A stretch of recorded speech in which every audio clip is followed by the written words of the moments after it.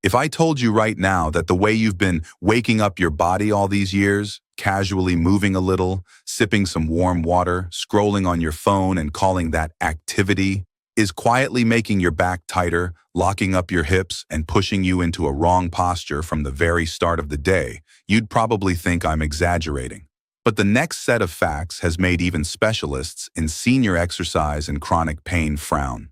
In a long-term study of people over 60, those who did a structured 10-minute morning stretching routine had, after 3 months, clearly less lower back pain, much better hip mobility on tests, and higher posture scores than the group who just walked more and stood more. Even more important, these people needed painkillers less often during the day, and they tossed and turned less at night.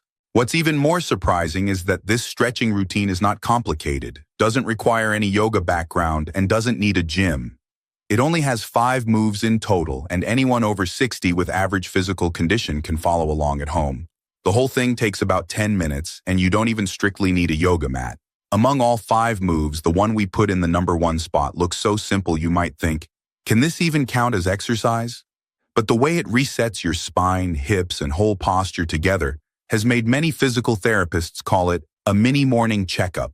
A lot of people notice that after just 2 weeks, they stand taller and walk lighter. So in today's video, we're borrowing that logic and building a version just for you.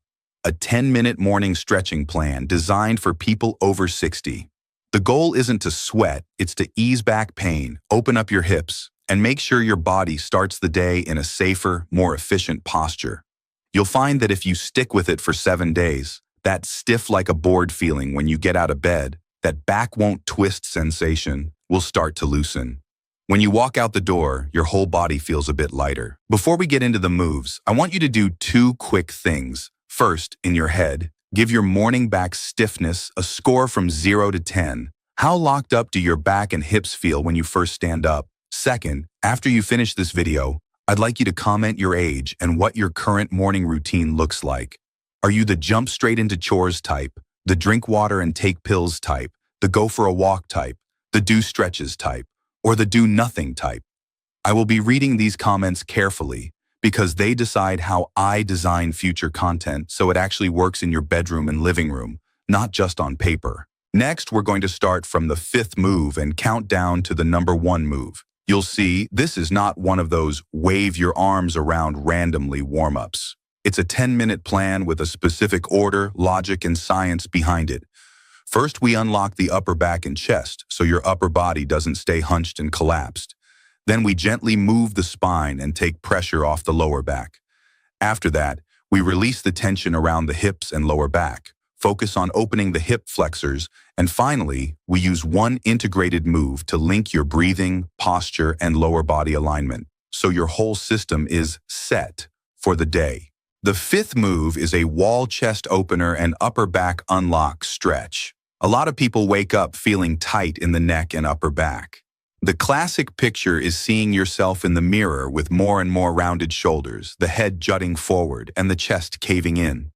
This not only makes you look more tired, it increases lower back pressure because all the weight from your upper body is dumped into the wrong spot.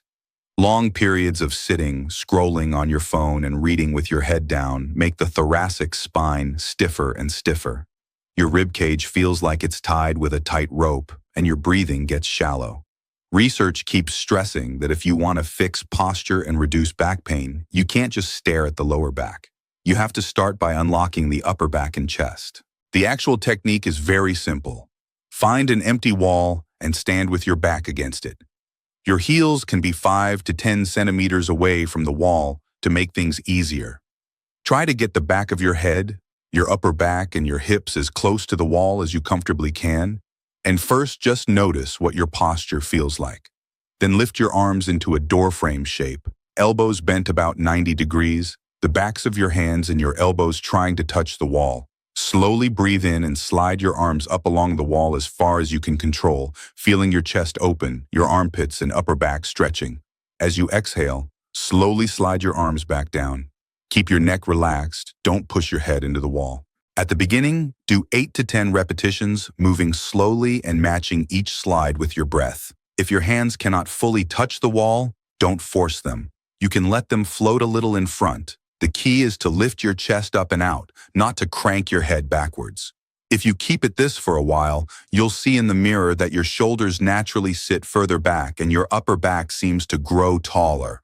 This step builds the foundation for the spine and hip stretches that come later. It helps your upper body stop living in collapsed mode before you even start your day. The fourth move is the classic cat-cow spinal movement, but modified to be truly gentle enough for people over 60. Many people sit on the edge of the bed in the morning and immediately feel a solid block of tightness in the lower back. Just bending to put on socks or tie shoelaces feels like your back is clamped by a metal plate. Years of late nights, long sitting, and lack of movement make the lower spine almost frozen overnight. Combined with poor sleeping positions, the pressure in the discs can actually be higher in the morning. If you suddenly bend deeply straight out of bed, it's very easy to tweak your back. The goal of cat-cow is to let the whole spine wake up inside a safe range with small, controlled movement. Get down near the edge of the bed or on a mat into a hands and knees position. Hands under shoulders, knees under hips. If your wrists are sensitive, move your hands slightly forward or put them on a small bench or the edge of the bed instead. Start in a neutral position, as if a string on top of your head is gently pulling you forward and your tailbone is reaching back. Your back is neither sagging nor rounded. Then exhale slowly and gently. Draw your belly button toward your spine. Like a cat, start curling the spine from the tailbone upward, one segment at a time, until your whole back is rounded. Drop your head and let your chin come toward your chest, feeling the entire backside of your body lengthen. Don't hunch your shoulders up. Keep them relaxed and keep breathing. Then inhale and, again from the tailbone, reverse the wave. Release the spine back toward neutral and let the lower back sink slightly, letting your chest gently reach forward and down, your head lifting slightly but without excessive backward bending. The whole movement is like a gentle wave massage for your spine. Do 8 to 10 slow cycles at the start, each cycle with one full inhale and one full exhale. You'll be surprised how just a few minutes of this can significantly reduce that heavy, locked-up feeling in your lower back. When you stand up afterward, your waist feels lubricated instead of stiff and clumsy. This step gives your lumbar spine a gentle wake-up call before you put it under any real load. It tells your back, we're going to work today, but in a controlled, safe way. The third move is a little decompression stretch that many people with back pain can do while still lying in bed. It focuses on releasing the tension where the lower back and the glutes meet. If you've been sitting all day and your lower back feels tight, the real trouble is often in the deep glute muscles and around the sit bones. That feeling of, my whole waist and butt are sore, not only makes walking uncomfortable, it also makes rolling over at night painful and getting out of bed a chore. With a simple supine move, you can give the tissues around your lower spine a gentle stretch without compressing them. Lie on your back on the bed or a mat, knees bent and feet flat on the surface. Let your waist and back relax and sink gently into the bed. Then slowly bring your right knee up toward your chest and wrap your hands around your shin or just below the knee, depending on your flexibility. Don't yank. Think of it as giving yourself a gentle hug. Pull until you feel a mild stretch in your lower back and glute on that side. Keep your shoulders relaxed and away from your ears. Hold this position for 20 to 30 seconds, breathing deeply and feeling your back and hips soften a little more with each exhale. Then switch sides and do the same for 20 to 30 seconds. After that, you can try bringing both knees toward your chest at the same time, curling into a small ball and gently rocking side to side so your sacrum lightly massages the bed. This gives the base of your spine a bit more gentle stimulation. You don't need to chase an extreme stretch. Aim for a comfortable feeling of lengthening. As long as there is no sharp, stabbing pain, this move is safe and effective for most people over 60 with mild chronic back issues. Many people find that after doing this regularly, bending down to tie shoes or pick things up in the morning feels much less scary. The second move opens the hip flexors and the front of the thighs with a half-kneeling hip stretch. The importance of this step for posture is heavily underestimated. Think about it. If you've been sitting for years, taking tiny steps when you walk and rarely extending your leg behind you, then your hip flexors, the muscles at the front of your hip crease, have been stuck in a shortened position almost all the time. When you stand up, your hips tend to push forward. Your lower back is forced into an exaggerated curve. Your belly sticks out, and the pressure on your lumbar spine shoots up. For many people with long-term back pain, this is a major hidden cause.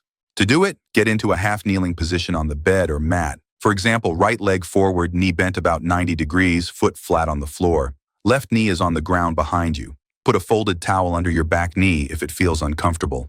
Keep your torso upright and avoid collapsing at the waist. First, just feel this starting posture.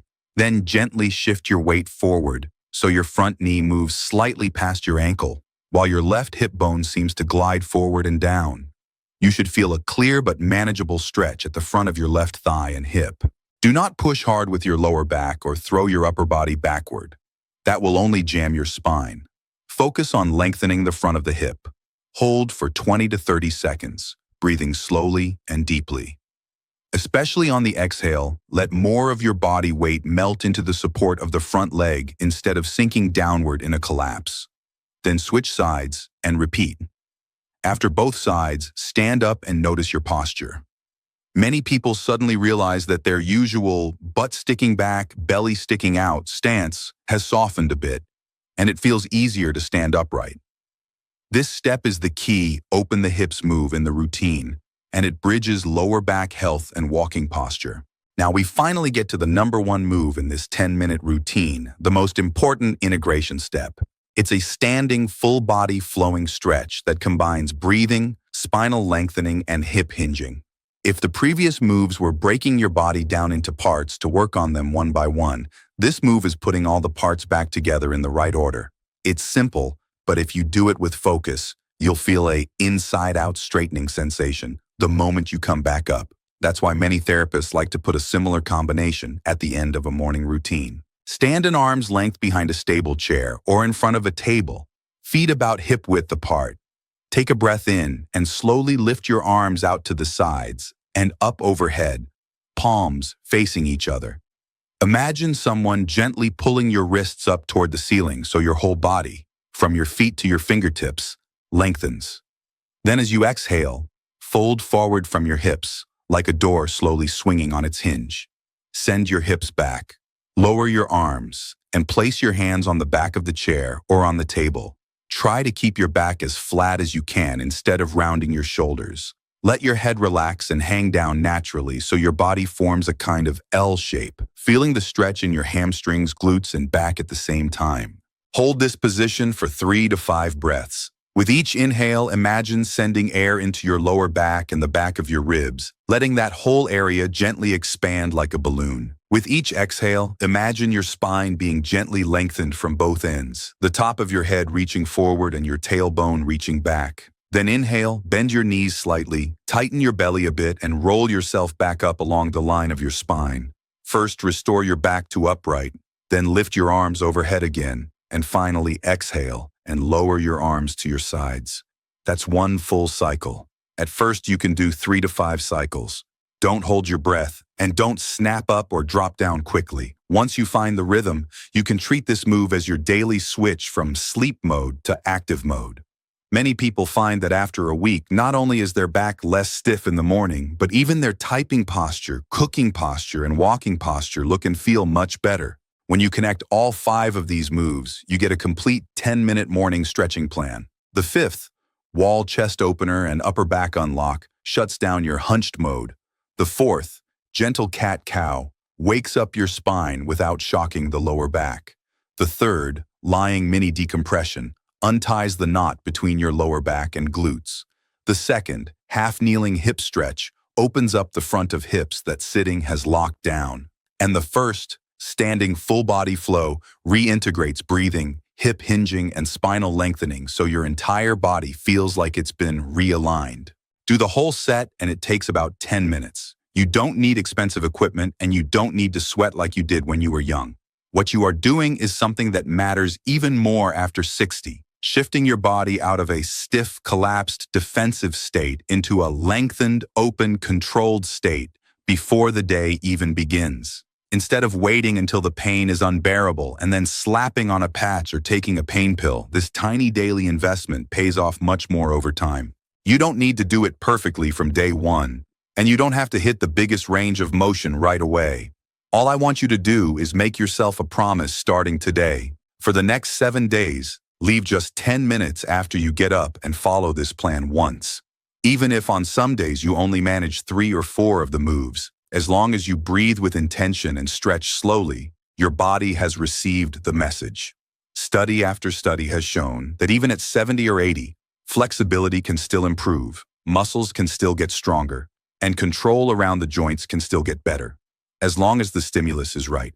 What you lost was never the ability to adapt. It was just the decision to start. To finish, I want to invite you to tell me 2 things in the comments. First, what bothers you the most in the morning? Your lower back, your hips, or your neck and shoulders? Second, are you willing to try this 10-minute morning stretch for 7 days in a row starting tomorrow? If you are, write 7-day check-in in the comments as a small promise to yourself. I'll do my best to reply to as many messages as I can and adjust future routines and teaching pace based on the pain points you share. If you've made it this far, it already means you're 1 step ahead of most people your age. The rest is between you and those 10 minutes of stretching. Adding a little stretch each morning may not feel like a big deal today, but years from now, when you can still walk with a straight back and easily bend down to tie your shoes, you'll be very glad that one morning you actually started.